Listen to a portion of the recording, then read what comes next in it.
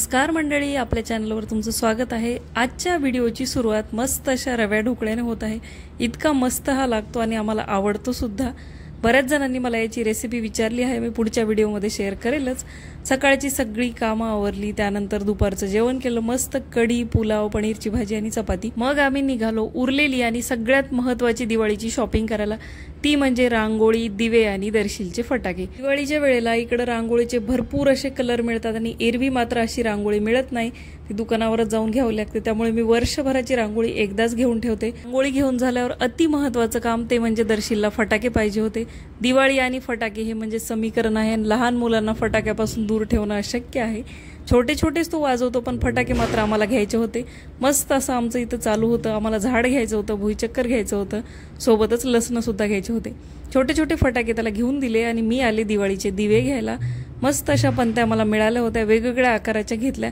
आमच्याकडे भरपूर स्वस्त पंत्या मिळतात आणि या दुकानात इतके सुंदर सुंदर मातीचे दिवे, तुळशीत ठेवायचे दिवे, वर जे आपण बाहेर गॅलरीमध्ये वगैरे हे झुंबर टाईप लावतो ते सुद्धा इतके सुंदर होते ना।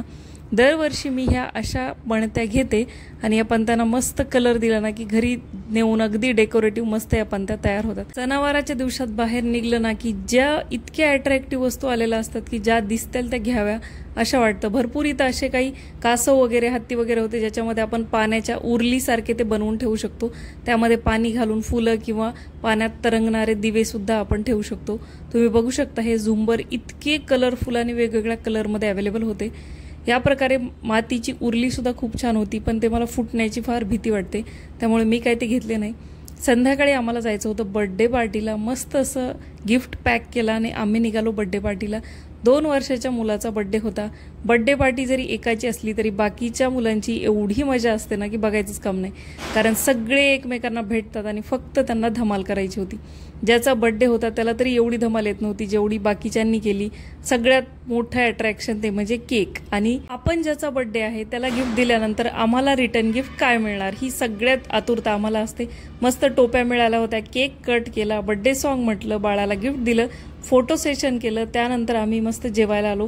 बाहेर लॉनमध्ये जेवण ठेवलं होतं जिथं की पाण्याचे फवारे होते आणि दर्शीलला काय ते पाण्याचे फवारे सोडून कुठेही यायचं नव्हतं। आम्हाला तिथंच खेळायचं होतं, जेवण सुद्धा तिथंच करायचं होतं।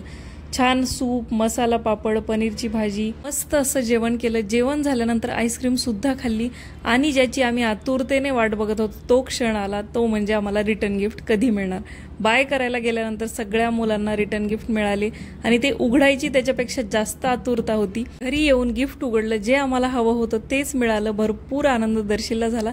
चला, व्हिडिओ आत्तापर्यंत बघत असाल तर लाईक, शेअर, सबस्क्राईब करा। मी भेटते पुढच्या व्हिडिओमध्ये, तोपर्यंत बाय।